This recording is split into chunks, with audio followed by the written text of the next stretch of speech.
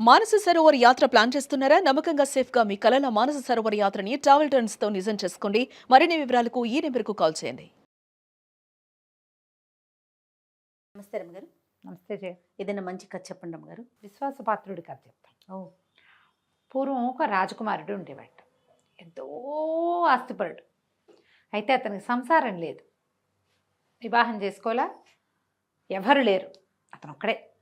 అతను ఎంత దానపరుడుగా ఉండేవాడో అట. అక్కడి నుంచి పెద్ద పెద్ద వాళ్ళని వీళ్ళని అందరినీ పిలిచి ఎప్పుడు విందులు వినోదాలు చేసేవాడు. విందులు వినోదాలు దీంతో పాటుగా బిచ్చగాళ్ళకి విపరీతంగా దానాలు చేసేవాట. ఎంతమంది వచ్చేవారో దానం తీసుకోవటానికి. వాళ్ళందరూ ప్రభు మీకోసం మా ప్రాణాలు వదిలేస్తాం అని చెప్పేవాళ్ళు. మీరంటే పంచప్రాణాలు మాకు, మీకు కావాలంటే ప్రాణాలైనా ఆహుతిస్తాం మీకోసమని బిచ్చగాళ్ళంతా చెప్పేవాళ్ళు. అక్కడి నుంచి స్నేహితులు ఉన్నారు కదా, ఇతని విందులకి వినోదాలకి వచ్చేవాళ్ళు. వాళ్ళందరూ అనేవాళ్ళు, అబ్బా మీలాంటి స్నేహపాత్రుడు ఎవడైనా ఉన్నాడా లోకంలో? మీరు కాబట్టి ఇంత అద్భుతమైన విందులు ఇస్తారు, మీకు ఏ సహాయం కావాలన్నా మేము సిద్ధంగా ఉంటాం, మీరే మేము మేమే మీరు. ఇలా చాలా ఉత్సాహంగా గడిచేది ఆయనకి. రోజు ఎవరు ఏది అడిగినా ఇక ఆడనకుండా ఇచ్చేసేవాడు. ఈ పార్టీలు పెట్టేసేవాడు బాగా. మనం ఈ పార్టీ వాళ్ళని బోళ్ళంతమందిని చూస్తూ ఉంటాం. అవునండి.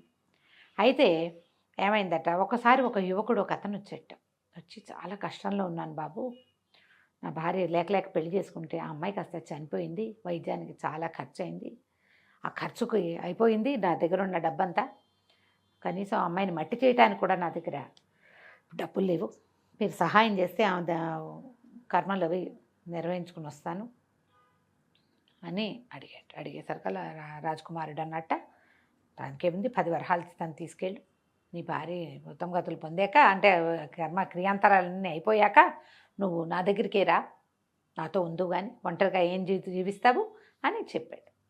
ఆ యువకుడు ఆ భార్య తలకు క్రియాకర్మాలన్నీ ఫినిష్ చేసుకుని ఇద్దరి దగ్గరకు వచ్చాడు. వస్తే నాకు పై పనికి సహాయకారిగా ఉండు, నువ్వు నా దగ్గర ఉండని జీతం ఇచ్చి ఇతన్ని ఉంచుకున్నాడు తన దగ్గర.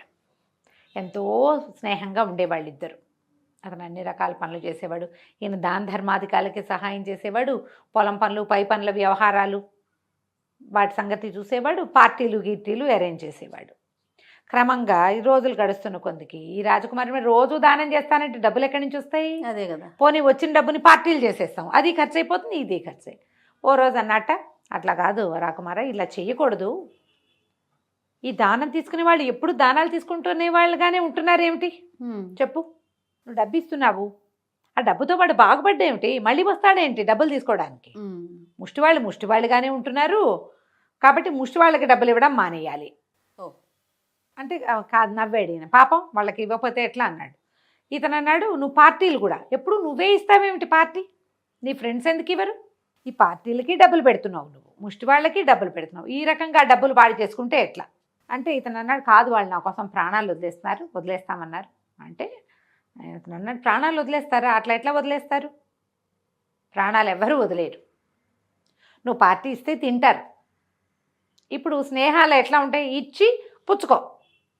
నువ్వు పార్టీ ఇస్తున్నావు, వాళ్ళు కూడా ఇవ్వాలి పార్టీ. నీ గౌరవార్థం ఏనాడైనా ఎవరైనా పార్టీలు పెట్టారా? రాజకుమారుడే ప్రతి వాళ్ళ బర్త్డేకి పార్టీలు పెడతాడు.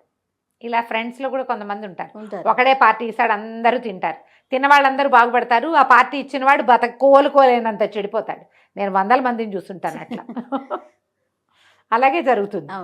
అయితే ఏమన్నాడు ఇతను, వీళ్ళకి రాజకుమారులు ఈ ఫ్రెండ్స్ ఉన్నారుగా, వాళ్ళందరితో అన్నాడు, నా సహాయకుడు ఏమంటున్నాడంటే, ఈ పార్టీలు ఇచ్చి చెడిపోతున్నాను అంటున్నాడు చెప్పేశాడు అని చెప్పాడు. మీ ఉద్దేశం ఏమిటంటే, అబ్బాయి మేము మీకోసం ప్రాణం ఇస్తాం, మీరు అలాంటివి ఏం అనుమానాలు పెట్టుకోకండి, మీరు ఏదంటే అదే అని. మీ స్నేహితుడు ఉన్నాడే వాడు, మీరు ఎవరైతే సహాయకుడుగా పెట్టుకున్నారో వాడు మీ డబ్బులు ఎన్ని కొట్టేస్తున్నాడో తెలుసా అని ఒక్కొక్కటి వాడు అక్కడ ఎంత లాగేశాడు, ఇక్కడ ఎంత లాగేశాడు అన్నీ లిస్టు చెప్పడం మొదలుపెట్టారు. తను ఆశ్చర్యపోయాడు. మర్నాడు అడిగాడు, ఆ వాళ్ళని మొహం మీద అడిగాడు, ఇతన్ని మొహం మీద అడిగాడు, నువ్వు మన డబ్బులన్నీ కొట్టేస్తున్నావుట, చాలా డబ్బులు అక్కడ ఇక్కడ అన్నీ నువ్వు మిగిల్చుకున్నావని వాళ్ళు చెప్తున్నారు, నిజమేనా అని అడిగాడు. అవునండి నిజమేనా అన్నాడు. అనేసరికి కోపం వచ్చింది. నువ్వు ఇంత మోసం చేస్తావా నన్ను, నువ్వు మోసం చేసావు, వెళ్ళిపో నువ్వు ఇక్కడి నుంచి అనగానే సరేనని వెళ్ళిపోయాడు. ఒక నది ఒడ్డున రాకుమారుడి భవనం ఉంటే నదికి అవతల ఒడ్డున ఒక భవనం కట్టుకున్నాడు అతను, ఈ స్నేహితుడు, పెద్ద భవనం. అందులోకి షిఫ్ట్ అయిపోయాడు.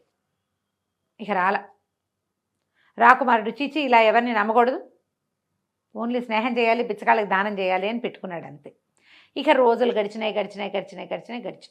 డబ్బులు అయిపోయినాయి, ఆస్తులు అయిపోయినాయి, ఏమీ లేవు అతని దగ్గర. పార్టీ ఇవ్వడానికి డబ్బులు లేవు, దానం చేయడానికి డబ్బులు లేవు. సరే, ఇతనికి ఏమనిపించింది, మరి వీళ్ళంతా నా కోసం ప్రాణం ఇస్తామన్నారు కదా, బిచ్చగాళ్ళందరినీ పిలిచాడు. మీకు దానం చేయడానికి నా దగ్గర రూపాయి లేదు, మీరందరూ నా కోసం ప్రాణాలు ఇస్తామన్నారు, నేనే మీ పంచ ప్రాణాలు అన్నారు కదా, రేపటి నుంచి నా బాధ్యత మీదే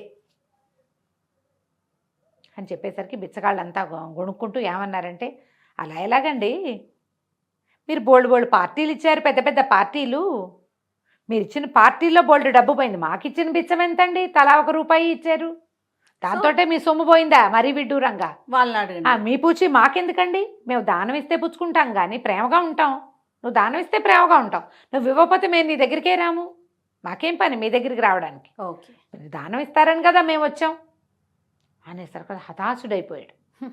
సరే, ఆ రోజు రాత్రి ఆఖరి పార్టీ అరేంజ్ చేశాడు. పార్టీకి డబ్బులు వేరు, దానం డబ్బులు వేరు. దానం డబ్బులు అయిపోయి పార్టీ డబ్బులు ఉన్నాయి. లాస్ట్ పార్టీ అరేంజ్ చేసి, లాస్ట్ సప్పర్ అనమాట, అరేంజ్ చేసి అందరికీ అనౌన్స్మెంట్ ఇచ్చాడు, ఇది నేను ఇచ్చే ఆఖరి పార్టీ, నా దగ్గర రూపాయి లేదు, నా డబ్బంతా పార్టీలకి ఖర్చు అయిపోయింది, ఇక మీరే నన్ను చూసుకోవాలి, మీరందరికీ నేనంటే ఎంతో ప్రేమ నాకు తెలుసు, మీరే నా సహాయకుడు, నా దగ్గర నుంచి డబ్బులు కొట్టేస్తున్నాడని వాడు దుర్మార్గుడని నిరూపించారు. మీలాంటి స్నేహపాత్రులు స్నేహశీలు ఎవరైనా ఉంటారో లోకంలో? ఎవరు ఉండరు, మీరే. కాబట్టి రేపటి నుంచి నన్ను పోషించే బాధ్యత మీ అందరిది. ఆనంగానే తిరగబడిపోయారు జనం. మేమెందుకు పోషిస్తామండి, మీరు పార్టీ ఇచ్చారని వచ్చాం, మీరు ఇవ్వకపోతే రాము, మీరు బిచ్చగాళ్ళకి ఎంతంత దానాలు చేశారు, దానాలతో పోగొట్టుకున్నారు. పార్టీకి ఏముంది, మీకు సరదాగా ఉన్నప్పుడు పెట్టుకుంటారు, ఇది ఏమైనా కంపల్సనా?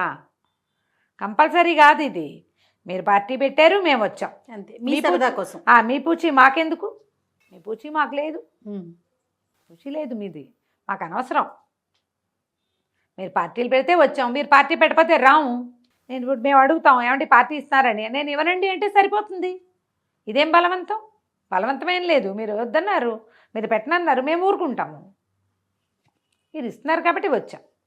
ఎంతమంది మాట్లాడతారు జయ, చాలా మంది మాట్లాడారు, నువ్వు ఇచ్చావు కాబట్టి మేము తీసుకున్నాం అంతే, మేము ఇవ్వమన్నామా హతాశుడైపోయాడు అంటారు. ఇంట్లో వాళ్ళు కూడా అంటారు జయ, ఇట్లా అంటారు, నేనేమైనా కొనిపెట్టమన్నాను నిన్ను అంటారు, మీకు అన్ని కొని నాకు ఖర్చు అయిపోయింది అంటే మేము కొనమన్నామా అంటారు, పుచ్చుకున్నారుగా, అలానే మాట్లాడతారు. అయితే వాళ్ళంతా వెళ్ళిపోయారు, మొత్తం స్నేహితులంతా. ఆ భవనాన్ని అమ్మేసి ఆల్రెడీ కుదవబెట్టాడు, వాడు వచ్చి తీసుకుపోతాడు. తెల్లవారుజామున నెత్తి మీద 2 చేతులు పెట్టుకుని కూర్చున్నాడు. తెల్లవారుజామున ఒక గుర్రపు డెక్కలు చప్పుడైంది అక్కడ. ఇతని పాత స్నేహితుడు గుర్రం వేసుకుని వచ్చాడు, గుర్రాన్ని చేత్తో పుచ్చుకుని. అంతా అయిపోయిందా అన్నాడు. అయిపోయింది, బిచ్చగాళ్ళు నన్ను వాళ్ళు చూడమన్నారు, స్నేహితులు నన్ను చూడమన్నారు, ఇక నేను చేసేది ఏం లేదు, మొత్తం ఆస్తంతా పోయింది అంటే ఏం పర్వాలేదు, గుర్రం ఎక్కండి అని గుర్రం ఎక్కించి నది దాటించి అవతలకి తీసుకుపోయాడు. ఈ బిల్డింగ్ మీదే, మీ డబ్బులతోటే ఇది కొన్నాను, మనకి ఇక్కడ వ్యాపారం అన్నీ ఉన్నాయి, నదికి యువతలు ఉన్నాం, ఇక మీ స్నేహితులకి మీ బిచ్చగాళ్ళకి రామ్ రామ్.